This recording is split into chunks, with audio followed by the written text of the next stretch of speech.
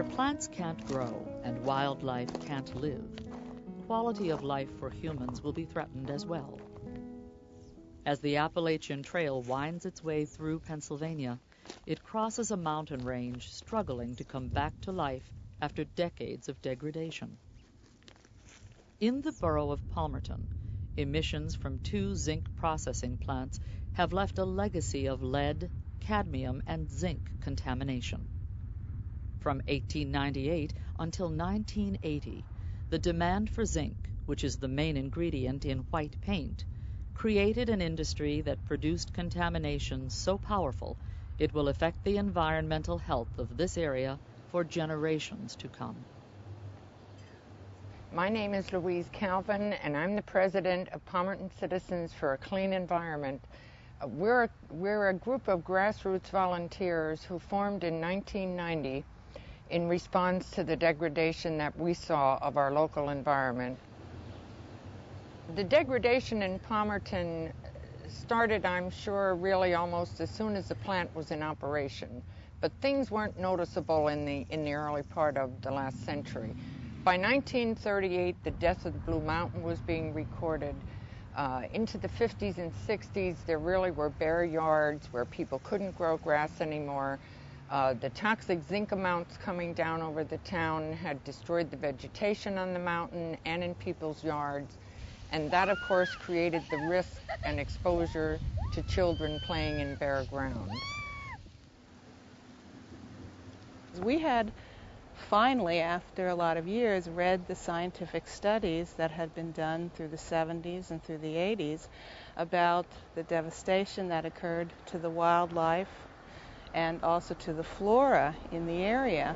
And we all had young children at the time, and we said, well, if the wildlife has been impacted and the flora in our community has been impacted, what are we trying to do about human health? Are we worrying about our children? Is somebody looking into this?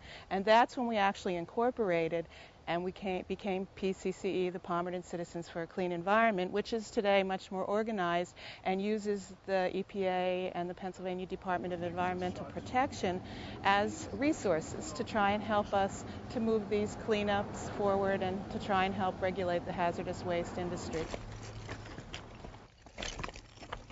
The federal Superfund program targets toxic waste sites for cleanup. Palmerton was named a Superfund site in 1982, and since then there have been serious efforts to clean up the area, allowing biodiversity a chance to recover. But it will be a long time before the residents of Palmerton see the flora and fauna that thrive in nearby communities growing in their own backyards. This piece of wood here is a perfect example of the lack of biodiversity on top of the mountain. As you can see, this wood's been sitting here for quite some years, and it barely has decomposed, basically because there's no organisms to break it down. The soil, the same way, there's not much in terms of microbes or nutrients in it, and that's why you don't get much vegetation growing. And you can see with these trees that have been stunted over the, from the years and years of zinc smelting. You can see how they've died in place in some instances and not decayed because basically the contaminants have made it so that they can't decompose. They've killed all of the little bugs that would have eaten the wood away. Zinc-contaminated soils throughout the community, particularly in the borough itself, and people's yards and gardens, may make it unfit for them to grow a flower bed or a vegetable garden for their consumption. But fortunately, the water supply for the borough is such that it comes from very deep wells.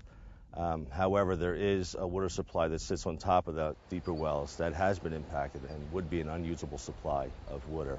And if you had that on a daily intake for a lifetime, that could perhaps affect your central nervous system, cause some liver damage, perhaps your kidney damage. Restoration efforts have seen life returning to some areas of Palmerton's mountains. Heavy metals have been removed from a number of homes, and government agencies are taking the problems in Palmerton seriously.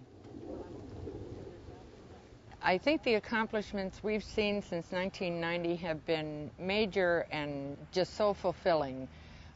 We see that there's remediation going on the Blue Mountain and revegetation. We see that 204 homes and yards in the community so far have been cleaned up by EPA under an interim program. We've seen tremendous changes, and we think that we had a strong hand in bringing those changes about. Our motto is think globally, but act locally. And we really believe that. We can't solve all the problems of the world, but we can address those right here in our hometown, and it's because we love it here and want to make it better.